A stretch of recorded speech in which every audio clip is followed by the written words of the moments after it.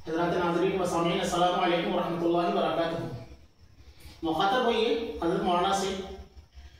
कई लोगों ने कमेंट किया, सवाल किया कि हज़रत मौलाना हिदायतुल्लाह साहब से आप ये पूछिए कि यूट्यूब खोले हैं लोगों को, अवामुन्नास को मसले मसाइल की जानकारी के सिलसिले में, तो घर बैठे वो जानकारी हासिल करें और प्राप्त करें। तो मेरा इनसे 2 मिनट में क्वेश्चन है, 2 मिनट में हज़रत मौलाना बताइए, अवामुन्नास आपसे क्वेश्चन करती है, सवाल करती है कि हम शान शौकत समझते हैं और अपना कपड़ा धुलवाते हैं धोबी से। कपड़ा धोने वाला जो धोबी होता है, प्रेस करता है, वो सब जानते हैं धोबी को। तो भाई धोबी से कपड़ा धुलाना, खा वो धोबी मुस्लिम हो या गैर मुस्लिम हो, गैर मुस्लिम है तो और एक नजरिए की बात है भाई, गैर मुस्लिम से धुलवाना और फिर उस कपड़े को पहन करके नमाज अदा करना, 5 वक्ता या ईदैन या जो भी है, क्या गैर मुस्लिम धोबी से कपड़ा धुलवा करके धुलवाना जायज है या नहीं? एक बात। दूसरी बात ये सुन लीजिए, मौलाना सुन लीजिए अपनी बात बता दीजिए, मेरी बात सुनिए, मेरी बात पहले सुन लीजिए पूरी बात। ये आप जो चैनल खोले हैं तो भाई जवाब तो देनी होगी आपको आवाम का। तो मसला दरपेश ये है कि सवाल ये है कि गैर मुस्लिम से धोबी से कपड़ा धुलवाना और फिर 5 वक्ता नमाज पढ़ना, क्या वो धुलवाना धोने से कपड़ा पाक हो जाता है आम धोबी से या फिर गैर मुस्लिम से या किसी मसलब का मानने वाला हो, और धुलवाना कैसा है और फिर वो पाक होता है या नहीं? अगर होता है तो क्या उससे हम नमाज अदा कर सकते हैं? 2 मिनट में जवाब दीजिए, देना होगा अभी दीजिए जी। हज़रत मौलाना ने बहुत अच्छा सवाल किया है। माशरे के अंदर ऐसी बातें होती हैं, सवाल किए जाते हैं, मालूम होनी भी चाहिए। आपने जो सवाल किया उसको दोहराने की जरूरत नहीं है, पहले वीडियो में हो गया है। मसला यह है कि क्या धोबी के धोने से, पहले तो ये समझिए कि धोबी मुस्लिम है या गैर मुस्लिम, आपने ये सवाल किया है। मेरे भाई मसले के अंदर धोबी के मुस्लिम और गैर मुस्लिम होने की कोई बात नहीं है, खा वो किसी भी धर्म और किसी भी मसला और तकलीफ का मानने वाला हो, उसका शरीय हुक्म से धोना ये जरूरी और लाजिम है पाक होने के लिए। मजहब और धर्म और अकीदे की बात नहीं है मसले के अंदर। एक तो ये बात हुई, जवाब मिल गया आपका मुख्तसर सा कम वक्त में। और 2 मिनट में एक और बात जवाब कि पाक किस तरीके से किया है, शरीय हुक्म है क्या? पहले मेरी बात सुन लीजिए। आप जो सवाल कर रहे हैं उसका मैं जवाब दे रहा हूं, बीच में काटिए मत, मैं बता रहा हूं मुख्तसर में, बहुत कम वक्त में बता रहा हूं, 2 मिनट के अंदर में।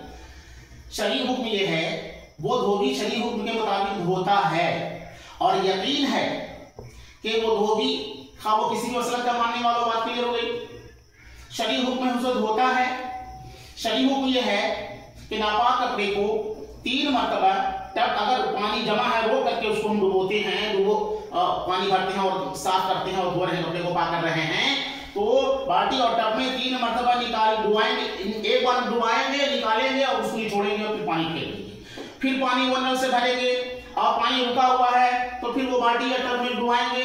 उसके बाद अगर नजासत लगी हुई तो छोड़ा देंगे, अगर नहीं छूटता तो कोई बात नहीं है, फिर निकालेंगे, निचोड़ेंगे और फिर उस पानी को फेंक देंगे। तीसरी मरतबा ऐसे ही करेंगे, निकालेंगे और फिर वह क्या करेंगे, उसको निचोड़ेंगे और पानी फेंक देंगे। कम अज कम 3 मरतबा रुके हुए टब वगैरह बाल्टी में तब ये कैफियत करते हैं, हरकत करते हैं, तो वो कपड़ा पाक हो जाता है।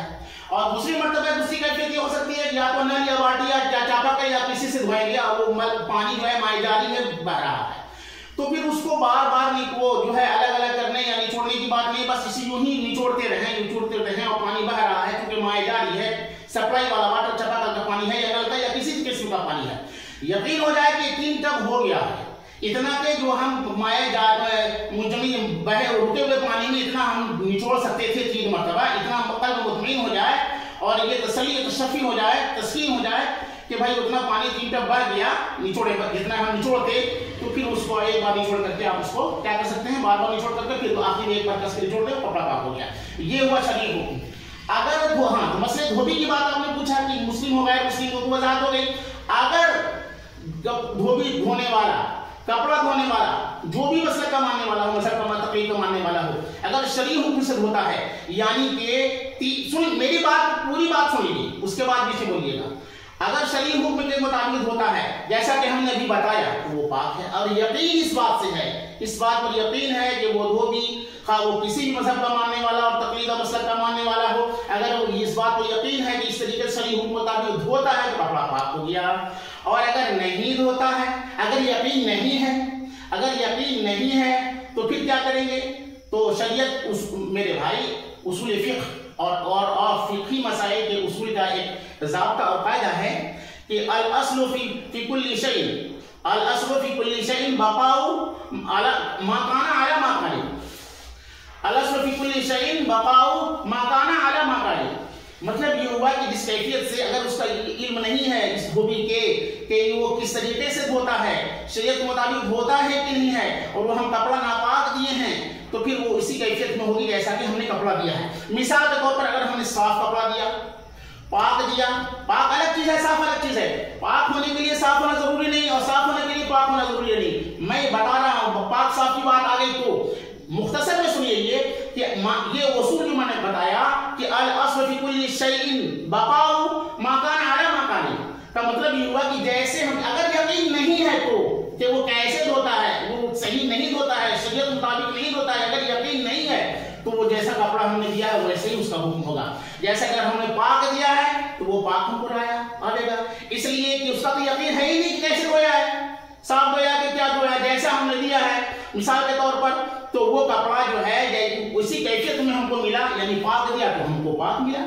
अगर हमने नापाक दिया, अगर हमने नापाक दिया और यकीन नहीं है तो वो कपड़ा नापाक है, तो फिर वो कपड़ा नापाक है, यकीन नहीं है कि वो शरीय के मुताबिक धोया तो नापाक हुआ तो उसको उससे इस्तेमाल नहीं कर सकते हैं, ना उसको वो पाक हुआ ना कोई वो उससे जो है शरीयत काम नाफिज हो गए, ना उसे 5 वक्त नमाज अदा करेंगे, वो कपड़ा नापाक का नापाक रहेगा। मतलब ये हुआ खुलासा कि अगर वो उस धोबी का या इस बात पर हमको यकीन है, देने वाला कपड़ा जो धोने के लिए दे रहा है कि अगर वो शरीय के मुताबिक क्या है धोता है तो पाक, अगर यकीन नहीं है तो वो महमूद इसी तरीके से होगा जैसे जिस कैफियत से हमने उसको दिया है। और तो ये समाज और माशरे की मांग और बात और सवाल एतराज है, सही है, इसलिए सही है कि आज हम शान शौकत समझते हैं कि नील दिया हुआ, कली दिया हुआ खूबसूरत बेहतरीन कपड़ा हम धोबी के यहाँ से इस्तेमाल धुलवाते हैं, पहनते हैं, अपने वक्त नमाज और ईदैन की नमाज पढ़ते हैं, शादी ब्याह में जाते हैं। तो भाई ऐसा सवाल होनी चाहिए, पूछनी चाहिए। तो मेरे भाई मसले की नौयत तो यही है, लेकिन एक बात समझ लीजिए, जाते जाते एक बात समझ लीजिए कि वो बहुत ज़हीन होते हैं और वो लोग मुस्लिम और गैर मुस्लिम के कपड़े की इम्तियाज बहुत ज्यादा करते हैं, फर्क बहुत महसूस करते हैं। ऐसा देखा गया है कि वो आमतौर पर बड़ी नदी जो होती है, बहती हुई जारी नदी, उसमें कपड़ा धोते हैं, या फिर माए कसीर वाला बड़ा तालाब होता है, बड़ा तालाब होता है वहां धोते हैं।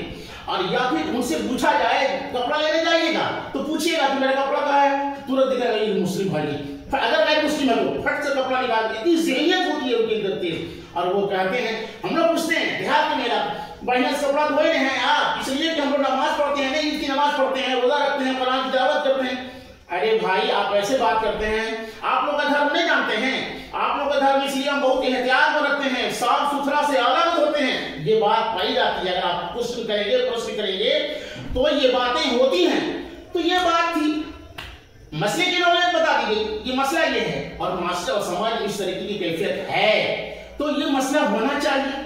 अब हम आपसे ये दरखास्त करते हैं, गुजारिश करते हैं कि इस वीडियो को दूसरे लोगों तक पहुंचाएं। आमतौर पर ये मसला और दिमाग में जो है खलजान पैदा होता है और क्वेश्चन होता रहता है कि क्या धोबी वाला कपड़ा पहन के नमाज पढ़ सकते हैं, ऐसा धोया हुआ तवज्जुह में हो जाते हैं और वहां में पड़ जाते हैं। तो मेरे भाई इस मसले को और इस बात को और इस वीडियो को दूसरे तक पहुंचाएं ताकि जो घर बैठे सोशल मीडिया के माध्यम से मसले मसाइल की नौइयत और जानकारी हासिल कर सकें। अल्लाह ताला हम लोगों को इस पर अमल की तौफीक अता फरमाए।